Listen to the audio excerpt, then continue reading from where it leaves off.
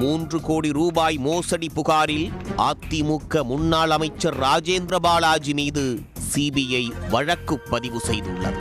அதிமுக ஆட்சியில் பால்வளத்துறை அமைச்சராக இருந்த ராஜேந்திர பாலாஜி ஆவின் நிறுவனம் உள்ளிட்ட பல்வேறு அரசு துறைகளில் வேலை வாங்கித் தருவதாக கூறி பணம் வசூல் செய்து மோசடி செய்ததாக புகார் எழுந்தது.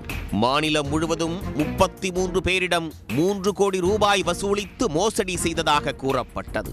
விருதுநகர் மாவட்ட அதிமுக பிரமுகரான விஜய நல்லதம்பி என்பவர் மூலமாக பணம் வசூலிக்கப்பட்டதாக தகவல் வெளியானது. இது தொடர்பாக ரவீந்திரன் என்பவர் சார்பில் விருதுநகர் மாவட்ட குற்றப்பிரிவு காவல்துறையில் புகார் அளிக்கப்பட்டது.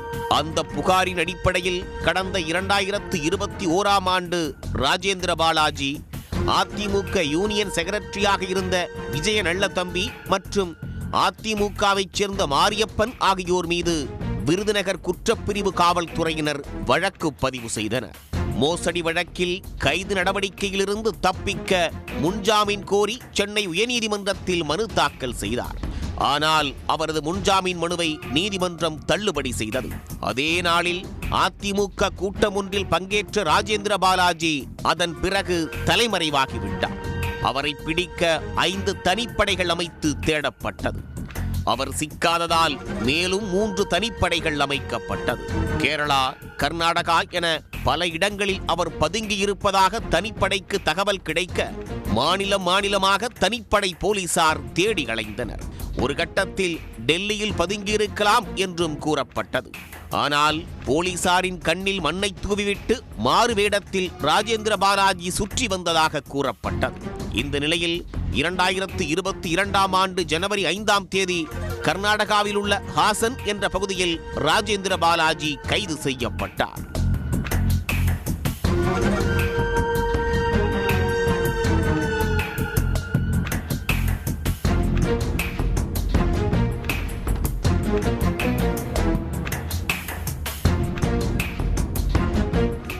ஜனவரி 12ஆம் தேதி உச்சநீதிமன்றம் மூலமாக ராஜேந்திர பாலாஜி ஜாமீன் பெற்றார். அதன் பிறகு வழக்கு விசாரணை நடைபெற்று வந்த நிலையில் புகார்தாரரான ரவீந்திரன் இந்த வழக்கில் காவல்துறையினர் விரைந்து குற்றப்பத்திரிகை தாக்கல் செய்து நடவடிக்கை எடுக்க உத்தரவிட வேண்டும் என்று சென்னை உயர்நீதிமன்றத்தில் ஒரு வழக்கு தொடர்ந்தார். ராஜேந்திர பாலாஜி முன்னாள் அமைச்சர் என்பதால் தன்னுடைய அரசியல் செல்வாக்கை பயன்படுத்தி மேற்கொண்டு நடவடிக்கை எடுக்க விடாமல் தடுப்பதாகவும் அதனால் இன்னும் குற்றப்பத்திரிகை தாக்கல் செய்யப்படாமல் இருக்கிறது என்றும் அவர் தன்னுடைய மனுவில் குறிப்பிட்டிருந்தார். இந்த வழக்கை விசாரித்த சென்னை உயர்நீதிமன்றம் காவல்துறை விரைந்து குற்றப்பத்திரிகை தாக்கல் செய்ய உத்தரவிட்டது.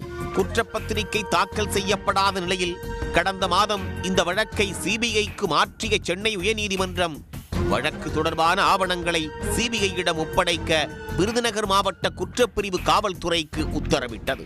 அந்த அடிப்படையில் டெல்லி ஊழல் தடுப்பு பிரிவு சிபிஐ அதிகாரிகள் முன்னாள் அமைச்சர் ராஜேந்திர பாலாஜி மற்றும் மாரியப்பன், விஜய நல்லதம்பி ஆகியோர் மீது வழக்கு பதிவு செய்து விசாரணையை தொடங்கியுள்ளனர். விருதுநகர் மாவட்ட குற்றப்பிரிவு முதல் தகவல் அறிக்கையை அடிப்படையாக வைத்து உயர்நீதிமன்ற உத்தரவின் அடிப்படையில் சிபிஐ இந்த வழக்கை பதிவு செய்துள்ளது.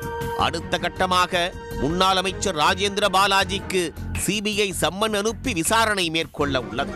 அடுத்த ஆண்டு தேர்தல் நடைபெற உள்ள நிலையில் ராஜேந்திர பாலாஜிக்கு எதிராக சிபிஐ வழக்கு பதிவு செய்திருப்பது அவருக்கு நெருக்கடியை ஏற்படுத்தியுள்ளது.